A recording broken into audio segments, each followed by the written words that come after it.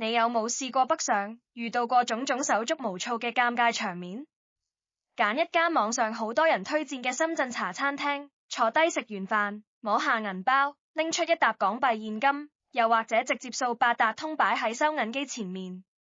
結果老闆娘擰下頭，同你講一句好直接嘅說話：唔收現金，唔收八達通，要微信或者支付寶。那一刻你成個人窒住，周圍食客側眼望過來，尷尬到想揾條地轉入去。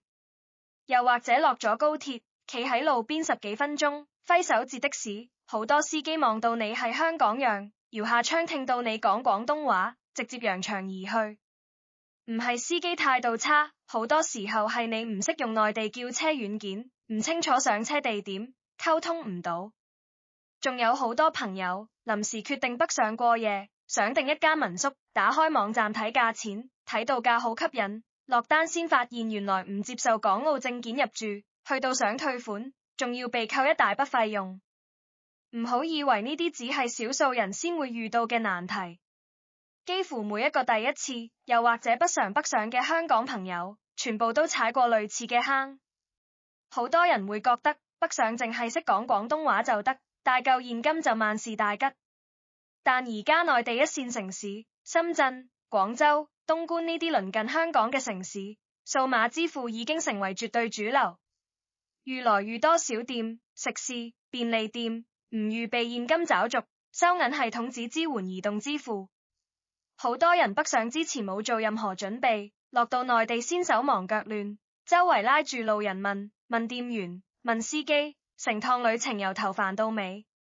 今日呢一條片就徹底解決所有港人北上嘅痛點，唔會同你講一堆空泛理論，全部都係實測可行，由好多北上經驗累積落嚟嘅操作方法。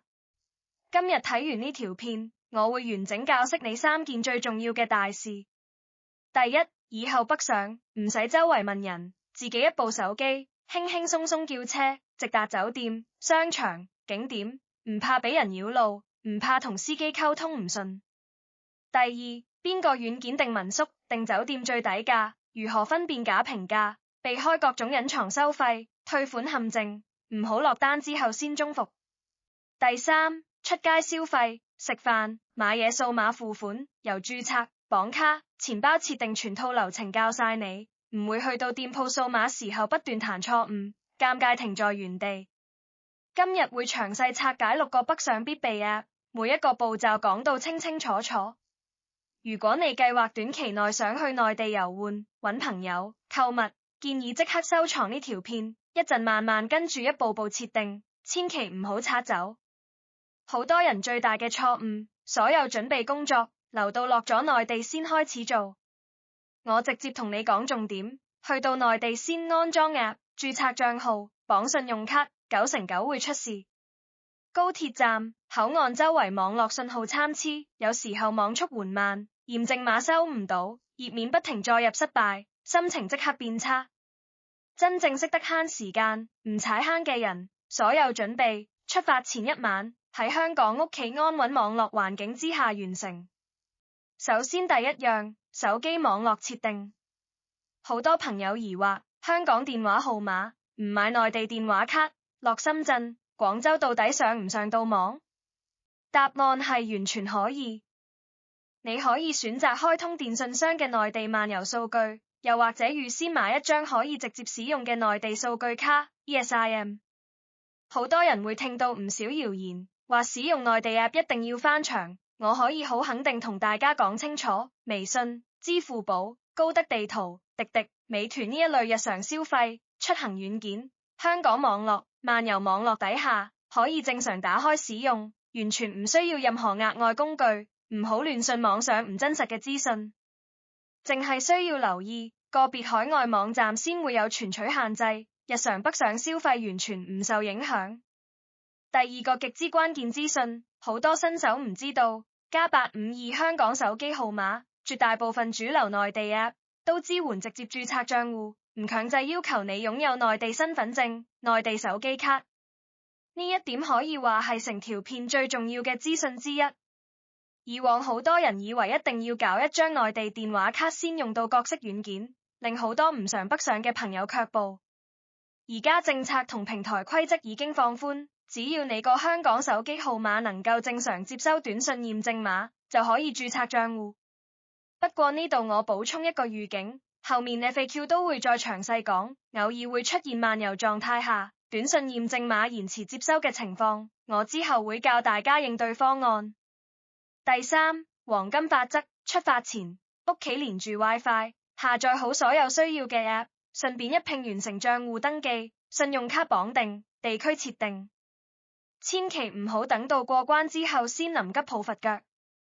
好多人試過過關之後先下載軟件，漫遊數據下載速度慢，加上心情急躁，一旦綁卡彈出系統錯誤，完全唔知點處理，白白浪費大把時間。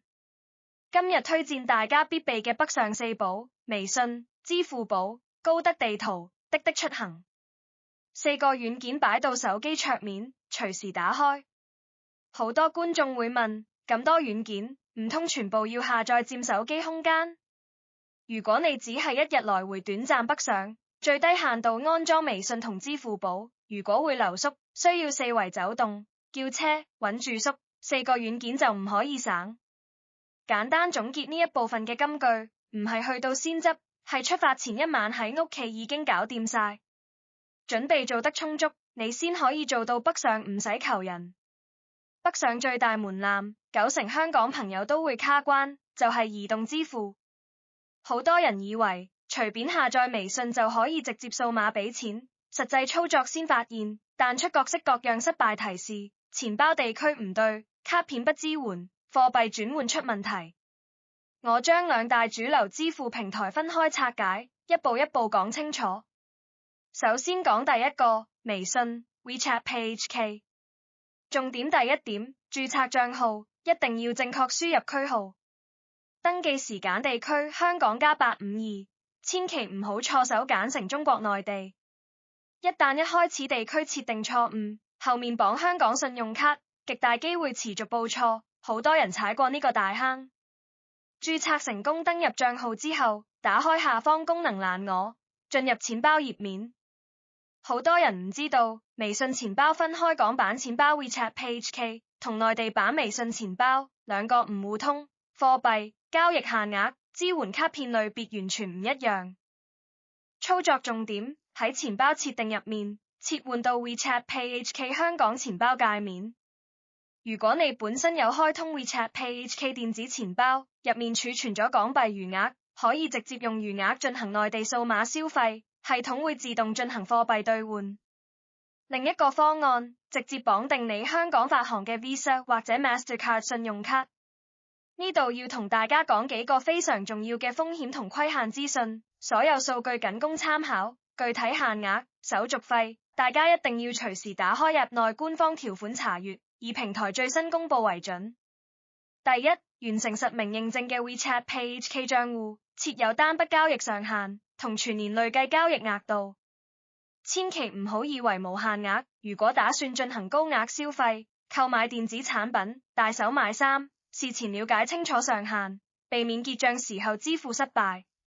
第二，使用海外信用卡透過 WeChat Pay HK 消費，銀行方面有可能會收取海外交易手續費，部分銀行會徵收貨幣轉換費。唔好淨係睇 App 顯示嘅匯率，記得翻查自己信用卡嘅收費條款，比較成本。好多朋友忽略咗呢筆隱藏費用，買完嘢收到銀行月結單先發現多出一筆收費。講完微信，接下來講支付寶，分 Alipay HK 港版支付寶同內地版支付寶。好多港人手上本身有 Alipay HK 賬戶，呢度有一個好實用資訊， Alipay HK 賬戶同內地支付寶賬戶係可以互通，無需重新登記新賬號。消費嘅時候，系統自動將你嘅港幣兌換成人民幣結賬。我重點推薦一個專門俾訪客使用嘅功能 TourPass 電子遊客錢包。呢個功能專門針對短期北上嘅香港居民，唔需要內地銀行賬戶，直接透過信用卡向 TourPass 充值人民幣。充值之後產生嘅人民幣餘額，可以直接用於內地商戶數碼消費、搭地鐵、便利店購物，完美解決唔想兌大量現金嘅需求。好多人會問，充值入面嘅人民幣用唔晒點算？大家要仔細閱讀 TourPass 嘅退款規則，留意有效期、退款手續相關條件，唔好隨便一次過充值一大筆金額。除咗購物付款，支付寶仲有一個超級實用功能，乘車碼。如果你會搭深圳地鐵、廣州地鐵，打開支付寶，搜尋當地城市乘車碼，領取二維碼，之後入閘直接掃碼，唔需要排隊買單程車票，節省超多時間。好多第一次落深圳嘅朋友唔知道有呢個功能，高峰時段在地鐵站售票機前排長龍。同大家提一個消費必備習慣，每次準備付款之前，可以花幾秒睇下 App 顯示嘅參考匯率。無論微信定支付寶，各自採用嘅匯率標準唔完全一樣，加上銀行收費，有時候兩個平台最終結賬成本會有細微差距。有時間可以簡單比較，當然一日短途消費差距未必好大，但長遠都係值得留意。講到呢度，好多觀眾會發出靈魂拷問：微信同支付寶到底揀邊一個就得？使唔使兩個都安裝？我俾你一個最務實嘅答案，條件允許，兩個都裝。雖然而家內地絕大部分商戶兩個支付渠道都支援，覆蓋率超過99%以上，但永遠存在特例。有部分小型食肆、街邊小店，老闆淨係擺放微信收款碼，亦都有少部分商戶只偏好支付寶。如果你手機淨係得其中一個，萬一去到店鋪先發現唔支援，又會重演尷尬場面。兩個軟件同時準備好，先係最穩陣嘅方案。順便同大家示範一個真實場景流程：入餐廳食完飯，拎起手機打開微信錢包二維碼，或者支付寶付款碼，對準店鋪收款鏡掃描，輸入金額確認，完成交易。整個流程唔需要講任何說話，就算唔識普通話，唔需要同店員多餘溝通。講到呢度，我留一個互動話題俾大家，歡迎留言區話我知，你平時北上消費，主力習慣用微信定係支付寶？大家可以留言交流心得。解決埋付款，第二個最容易產生麻煩嘅環節就係出行叫車。好多香港朋友仲停留舊觀念，覺得落內地出門就係路邊揮手指的士。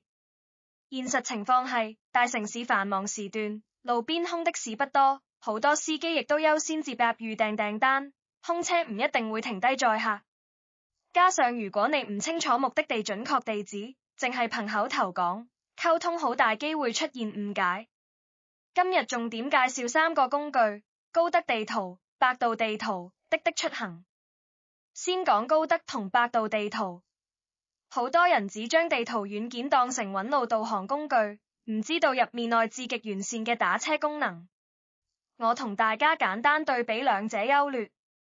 高德地圖最大強項，路線規劃，實時交通路況資訊非常準確，塞車預測、封路通告更新速度快，同時整合咗大量不同打車平台，包括滴滴、曹操出行、T3 出行、陽光出行等等。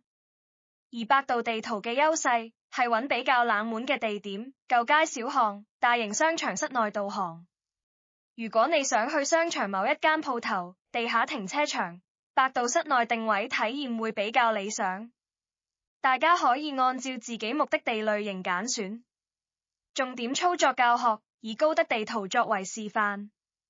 唔使驚，高德唔強制要求內地手機號註冊，你可以直接透過微信賬號或者 Alipay HK 賬號一鍵登入，香港用戶完全適用。登入之後，頂部搜尋欄輸入你想去嘅目的地名稱。提醒大家，盡量輸入完整地址，如果淨係打商場簡稱，有好多同名地點，好容易揀錯分店。輸入目的地之後，頁面會彈出打車選項，點入去之後，系統會自動一次性調出各大平台嘅報價。你可以橫向對比不同車型、不同公司價錢，唔需要不斷切換多個 App， 慳好多時間。揀好心儀車型，確認上車地點同落車地點，提交訂單。司機接單之後，等司機到達，上車抵達目的地，系統會自動結算車資。付款直接選用綁定好嘅微信或者支付寶，全程唔需要現金交易。講完綜合地圖 App， 我哋專門講滴滴出行。滴滴係內地知名度最高嘅專車平台，優點係價錢透明，系統根據路線自動計費，全程路徑 App 入面實時睇到，可以大幅減低俾司機刻意繞路嘅風險。對於唔熟悉當地街道嘅港人，安全感會高一點。同大家分享幾個實用揀車小貼士。朝早返工、傍晚放工嘅繁忙時段，如果預算想慳錢，優先選擇快車，性價比最高。如果係夜晚深夜出行，擔心安全問題，可以考慮優享型車輛，平台提供更多行程保障機制。好多人最頭痛就係高鐵站、口岸機場叫車，呢啲區域範圍廣闊，好多個上車點，一旦定位唔精準，你同司機會兩頭揾，浪費10幾20分鐘。黃金技巧：提交訂單之前，手動調整上車地點，揀一個明顯嘅建築標誌物作為集合點，唔好淨係依靠系統自動定位。例如高鐵站西廣場出口、巴士總站旁便利店，司機一眼就揾到。最重要嘅一點，專門俾唔擅長普通話，淨係識講廣東話嘅朋友，唔使驚同司機溝通障礙。無論高德定滴滴，App 入面都內置聊天窗口，支援文字輸入，仲有即時翻譯功能。你直接打字同司機溝通，唔需要開口講嘢。想通知司機，我企喺閘口旁邊稍等5分鐘，直接打字發送。就算語言唔通，都完全唔影響行程。喺度同大家分享一個真實經歷，好多北上人士都遇過類似狀況。有位香港朋友落高鐵之後叫車，冇調整上車地點，系統定位係高鐵站地下停車場入口，但司機等緊地面出口。兩個人電話溝通，一個講廣東話，一個唔太聽得明，雙方拉扯半個鐘，最後取消訂單，浪費時間又影響心情。呢個故事想話俾大家知，細微嘅定位設定，足以決定你叫車體驗順唔順利。另外補充提醒，如果遇上塞車、臨時改路，車資有可能同預估價有出入，呢個屬正常情況，有任何爭議，可以直接透過 App 客服窗口提交記錄，唔需要當場同司機爭執。解決出行同付款，下一樣必需品就係住宿安排。好多朋友計劃北上留宿，最容易中伏就係訂房。睇到網上吸引嘅平價房價，落單之後各種問題接踵而來。今日教大家透過幾大平台穩妥揾合適住宿。主流訂房平台分別係攜程 Trip、美團、飛豬。想參考真實食客、住客體驗，就搭配大眾點評一齊睇。首先第一個核心技巧，學懂分辨真實評價，避開刷出嚟嘅假好評。好多民宿、酒店會透過各種方式鼓勵客人寫5星好評，導致評論區真假參半。點樣分辨？第一，優先睇最近1個月、2個月嘅最新評論。半年之前、1年之前嘅留言參考價值比較低，因為房間裝修、老闆服務有可能已經改變。第二，小心淨係有5星評分，但文字得幾個字，冇上傳真實相片嘅評價。真實客人留言，好多會寫到具體細節，例如隔音比較差、洗手間熱水供應唔穩定、位置離地鐵站要行10分鐘。負面評價唔一定代表間屋唔好，但可以令你掌握真實缺點。淨係一味讚，完全冇任何缺點嘅評論，就要提高警覺。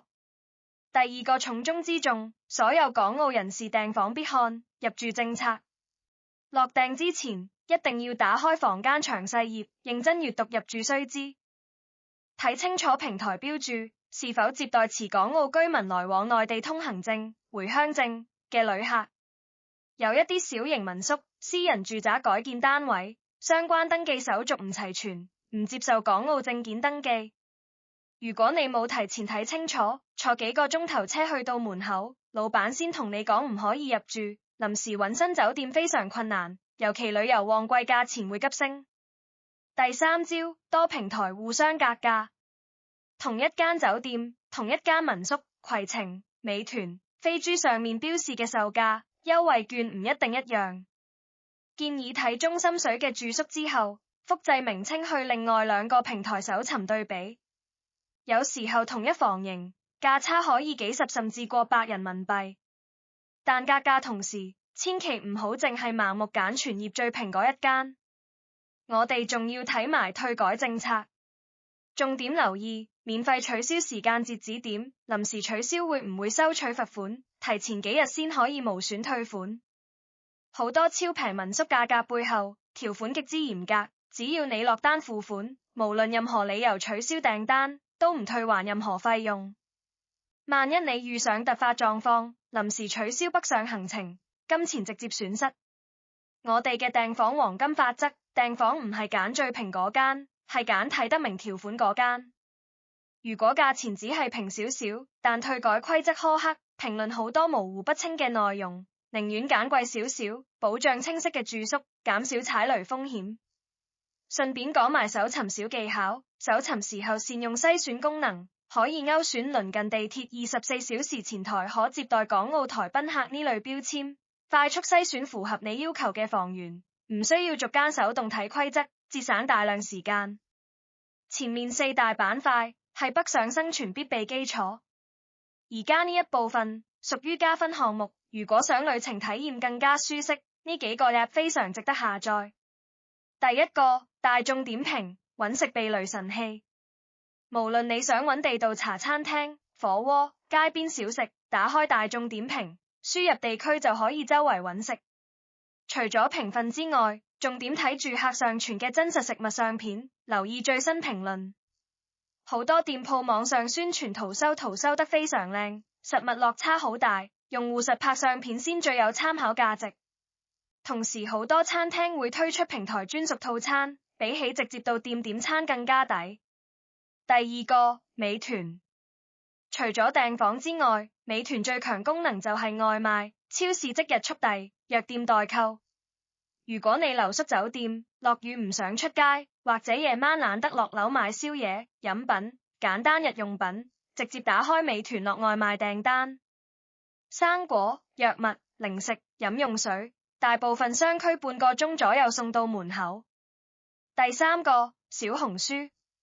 小紅書優勢係大量網友分享最新開業新店、隱世小店、免費打卡景點，好多獨特資訊，地圖同點評軟件未必揾到。但我一定要客觀提醒大家，小紅書最大嘅缺點，資訊參差，好多內容具有推廣性質，亦都大量存在過時資訊。網友分享嘅優惠、開放時間、店鋪地址，有可能幾個月之後已經改變。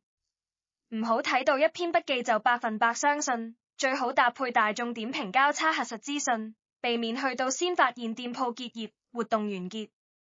最後順便講下大家經常問嘅優惠碼、平台券。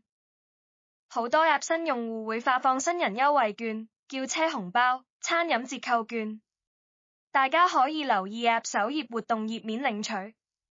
但我唔會隨便亂拋一堆優惠碼出來，有2個原因。第一，優惠券有嚴格有效期，幾日之後就失效。第二，每張優惠碼都附帶使用條件，有最低消費、指定商戶限制。